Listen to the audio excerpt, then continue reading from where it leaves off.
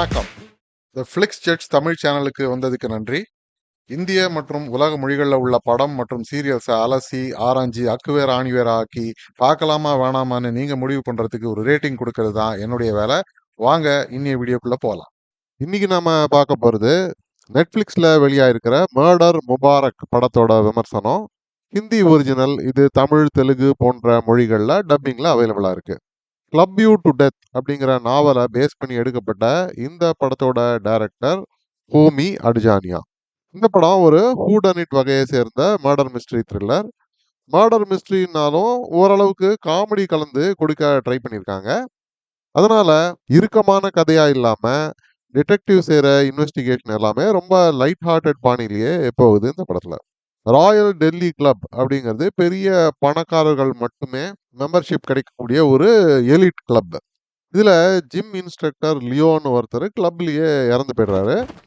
பெரிய கிளப்புங்கிறதுனால சீக்கிரமா துப்பு துலக்கி இந்த கேஸை க்ளோஸ் பண்றதுக்காக ஏசிபி பவானி சிங் கிட்ட இந்த கேஸ் கொடுக்கப்படுது. பங்கஜ் திரிபாடி தான் இந்த ரோல்ல நடிச்சிருக்காரு.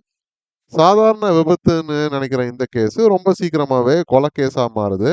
தவிர ரொம்ப சீக்கிரமாவே இறந்து போன gym instructor Leo club members சிலரை பிளாக்மெயில் செஞ்சதும் தெரிய வருது. சந்தேக வட்டத்துக்குள்ள பல பேர் சிக்கிறாங்க. எல்லாருமே பெரிய புள்ளிகள். ஷேனாஸ்னு ஒரு நடிகை, கரிஷ்மா கபூர் தான் இந்த வேடத்தில் நடிச்சிருக்காங்க. தவிர குக்கி அப்படின்னு ஒரு சோஷியலைட் பாத்திரம் இல்ல டிம்பிள் கபாடியா நடிச்சிருக்காங்க.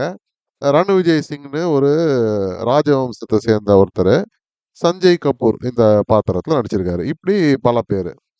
தவிர முக்கியமான பாம்பி அப்படிங்கிற பணக்கார ஒரு விடோ ரோல்ல நம்ம ஹீரோயின் சாரா அலி கான், அதுக்கப்புறம் ஆகாஷ் டோக்ராங்கிற ஒரு ரோல்ல பாம்பியோட ஒரு காதல் இருக்கிற ஒரு வக்கீலா விஜய் வர்மா நடிச்சிருக்காரு.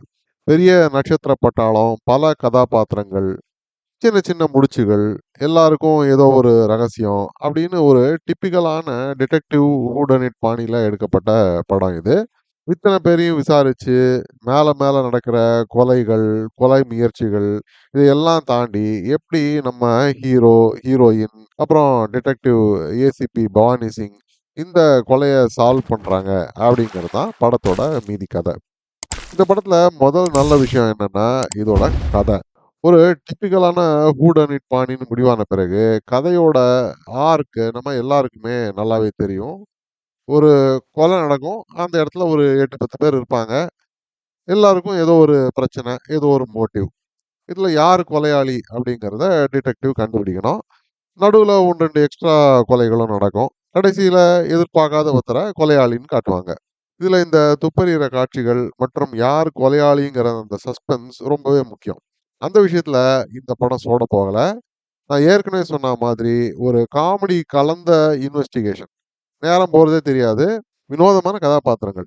பெரிய பணக்காரர்கள் மற்றும் சாதாரண மக்களுக்குள்ள வித்தியாசத்தை வெளிச்சம் போட்டு காட்டுற சம்பவங்கள், காட்சி அமைப்புகள் ரொம்ப நல்லாவே எழுதியிருக்காங்க.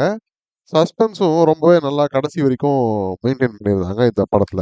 அதுதான் இதோட மெயின் ஸ்ட்ரென்த் அப்படின்னு நான் சொல்லுவேன். அடுத்தது பாத்திரங்கள் மற்றும் நடிப்பு. ஏசிபி பவானி சிங் ரோல்ல பங்கஜ் திரிபாடி நடிச்சிருக்காரு. எல்லாருக்குமே தெரியும் இவர் ஒரு பெரிய தேர்ந்த நடிகர். இந்த பாத்திரம் ஒரு அமைதியா, ஆல்டிக்கா இருக்கிற மாரியான ஒரு டிடெக்டிவ் பாத்திரம். ரொம்ப ஈஸியா, கேஷுவலா நடிச்சு குடுத்துருக்காரு. அது தவிர டோக்ரா அப்படிங்கிற பாத்திரத்துல விஜய் வர்மா நடிச்சிருக்காரு. அதுக்கப்புறம் பாம்பி பாத்திரத்துல சாரா அலி கான். இவங்கெல்லாம் கொடுத்த பாத்திரத்த சிறப்பாவே செஞ்சு குடுத்துருக்காங்க அப்படின்னு நான் சொல்லுவேன். இது தவிர பெரிய பழங்கால நடிகர்களான டிம்பிள் கபாடியா, கரிஷ்மா கபூர் இப்படி பல பேரு சின்ன சின்ன ரோல்ஸ்ல வருவாங்க. அதனால நமக்கு நேரம் போறதே தெரியாது. சட்டுன்னு காட்சிகள் நகரும், படமும் முடிஞ்சிரும். நடிப்பு விஷயத்துல ரொம்ப கச்சிதமாவே இருந்தது இந்த படம். அடுத்தது திரைக்கதை. ரொம்ப கிறிஸ்பான காட்சிகள். சட் சட்டுன்னு கதை நகர்ந்துட்டே இருக்கும். போரே அடிக்காது.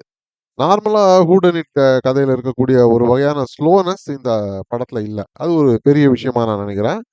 ஆனா ஒண்ணே ஒண்ணு, கிளைமாக்ஸ் காட்சிகள் ரொம்ப வேகமா நெறைய தோசை திருப்பங்களோட இருக்கும். சில விஷயங்கள் எப்படி நடக்குதுன்னு நமக்கு புரியறதுக்குள்ள அடுத்த காட்சிகள், அடுத்த திருப்பங்கள்னு ரொம்ப வேகமா கதை மூவ் ஆகுது.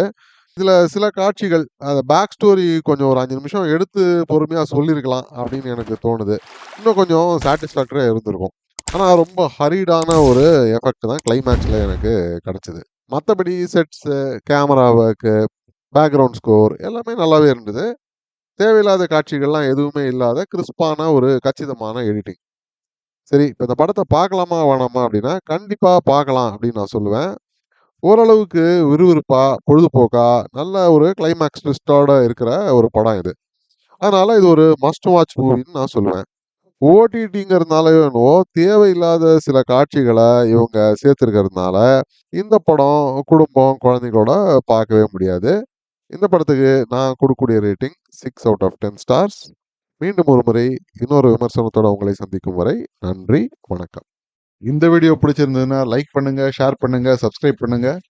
உலகத்தரமான படம் மற்றும் சீரியல்களை நீங்க பார்க்கணுங்கிறதுக்காக பல சினிமா சீரியல்களை பார்த்து அதிலேருந்து சரியானதை மட்டும் அடையாளம் காட்டுறது தான் இந்த சேனலோட குறிக்கோள். நன்றி.